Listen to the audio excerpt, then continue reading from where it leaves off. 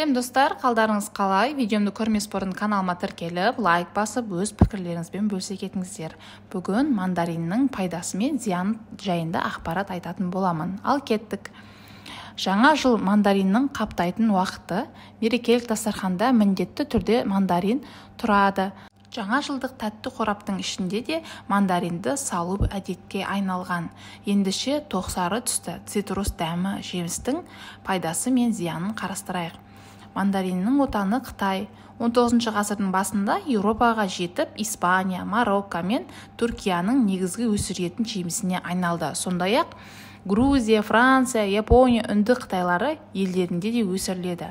Жаңа жылдың мандарин сыйлау дәстүрі көне Қытай қаласында біздің заманға дейін 1 ғасырда пайда болған салт екен. Ежелгі қытайлықтар мерекеде үйге келген қонақтарға 2 мандарин беріп, басқа біреуге қонаққа барғанда тағы 2 мандарин апарып беретін болған екен. Қытай тілінде 2 мандарин деген теріске алтын сөзін ұқсас естіледі. Мандариннің пайдасына тоқталатын болса, мандариннің құрамында әртүрлі қышқыл А, Д, К дәрумендері, калий, магний, темір, фосфор, натрий және кальций сынды минералдар бар. Қабығында эфир майы, пигмент пен каротин болады. Әсіресе қысты жеген кезде дәруменнің жетіспеуі толтырып, аскорбин қышқылының арқасында иммунитет көтеріледі. Қабығы суға қайнатып, тұнбасын ішсе, жөтел мен қақырықтың жазылуға болады. Мандариннің тағамдық құндылығын аз, жеңіл жеміс саналады. Бірақ құрамында қант көп, соған қарамастан салмақ түсіруге, асқазан жұмысы мен зат алмасуға қауқарлы. Мандариннің зиянына келетін болсақ, мандарин цитрусты жеміс болғандықтан аллергия туғызуы мүмкін. Сондықтан 2-3 жастағы балаларға беруге болмайды. Ал аскорбин қышқылы асқазанның шырышты қабығының қабындырып, жараны асқындыруы мүмкін. Сондықтан асқазан ауыратын адамдарға аз жеген жөн. Сондай-ақ мандаринді гепатит пен холецистит және нефрит ауруына шалдыққандарға жеуге болмайды. Көп жеген мандариннің каротин мен А дәрумені бауырға салмақ түсіріп, бауыр ауруларын асқындыруы мүмкін. Мандариннің емдік қасиеттерін айта өтетін болсақ, жөтелге қарсы пайдалы, қысқа уақытта адам ағзасына өте пайдалы витаминдерге ие. Мандарин шырыны, тері және тырнақтың жараларынан жақсы емдейді. Мандарин ішектің жұмысын жақсартады және тісті қатайтады. Мандариннің құрамында қайталанбас зат нобилетин бауырды майдың жиналуынан алдын алады. Семіздікке шалдықпайсыз. 100 грамм мандаринде 42 калория болады. Асқазан ішек ауруларына іш өтумен ұласқан кезде мандариннің шырыны өте пайдалы. Сондай-ақ оның қабығы бронхитке, тері ауруларына, іш кебуде, ұйқысыздыққа, жоғары қан қысымының қарсы өте пайдалы. Мио ғылымының орталығында мандариннің көңіл күйді көтеріп, адамға аппетиттік рух беретінін анықтаған.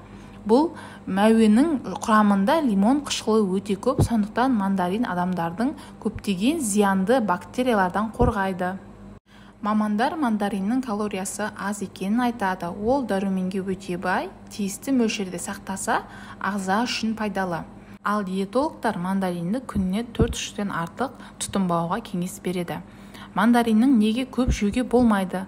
Дәрігерлердің айтуынша мандариннің шектен тыс жеу аллергияның пайда болуына алып келеді. Яғни іш кеуіп, асқазан ішек жолдарының созылмалы ауруларының асқынуы мүмкін. Себебі оның құрамында жасұнық көп. Диетологтар мандаринді кешкі сағат 5-тен кейін жеуге кеңес бермейді. Ең маңыздысы, оны аш қарынға жеуге болмайды. Мандарин цитрус тұқымдасына жататын мәңгі жасыл өсімдік. Бұл өсімдіктің биіктігі 4 метрге дейін жетеді, ал гүлдері сұр түсті, қабық тәрізді, жапырақтары қатты және дәмді жеміс. Оның бір жемісі 9-10 бөліктен тұрады. Негізінен мандаринді адамның ыстығы көтерілгенде жақсы көмектеседі. Оның демікпеге, бронха ауруларында емдеуге қолданылады. Себебі мандариннің құрамында амин қышқылы бар. Бұл демікпеге қарсы тұруға және өкпенің тазартуға жақсы көмектеседі. Сол үшін күнде таңертең 1 стакан мандарин шырынын ішкен абзал. Қатты жөтелген кезде мандариннің қабығын суға қайнатып ішсе, ауруды жазылады. Асқазан ауырғанда мандариннің өзі немесе шырынын ішкен өте пайдалы. Мандариннің қабығы тәбетті ашады. ас қорытуға жақсартады, сұйық дәрі жасауға пайдаланады. Сондай-ақ дәрінің тамақтан 15-20 минут бұрын қабылдайды. Қыс кезінде ағзаның дәрумендерімен қамтамасыз ету үшін мандариннің көптеген жеу керек. Суыққа қарсы тұратын иммунитетті дәрумендердің осы мандарин болып табылады. Нутрициологтар ас қорыту жүйесінде проблемасы бар адамдарға мандарин қауіпті болуы мүмкін деп айтады. Мандариннің құрамында пайдалы дәрумендерге толы, алайда ол кейбір адамдар үшін қауіпті жеміс болуы мүмкін. Ас қорыту жүйесі ауруымен ауыратын және 2 жасқа дейінгі балаларға оны жеуге абай болған жөн деп айтады. Ал медицина сарапшылары колит, гастрит, асқазан жарасы бар адамдарға бұл жемісті опырып жемеуге кеңес береді. Ол ұйқы безі мен өт қабының проблемалары бар болса, зиян тигізуі мүмкін дейді. Мандариннің құрамында В, Р, К, Д тобындағы дәрумендерге бай келеді. Олардың құрамында кальций, магний және калий бар. Сонымен бірге бұл жемістердің кереметтей антидепрессанты болып табылады. Сондай-ақ нутрициологтар цитрусты жемісті көбіне аллергия тудыратын жайында айтады. Мереке кезінде бұл өнімді шектен тыс қолданбауға кеңес береді. Ал бұған дейін диетолог Михаил дәруменіне бай ковидпен ауырып жазылғандар үшін денсаулықты қалпына келтіруге тиімді әсер ететінін айтқан. Достар, ақпарат пайдалы болса, каналыма тіркеліп, лайк басып, өз пікірлеріңізбен бөлісуді ұмытпаңыздар.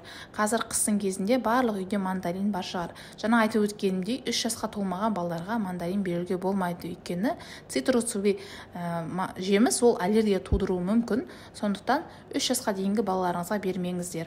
Өзінің мөлшерінен артық үлкен кісілердің де қолданбағаны абзал. Барлық ақпараттарым сіздерге пайдалы болды деп ойлаймын. Келесі видеомда қандай жеміске немесе көкөніске пайдасы мен зиянын түсірейін жаза кетіңіздер. Міндетті түрде күтемін.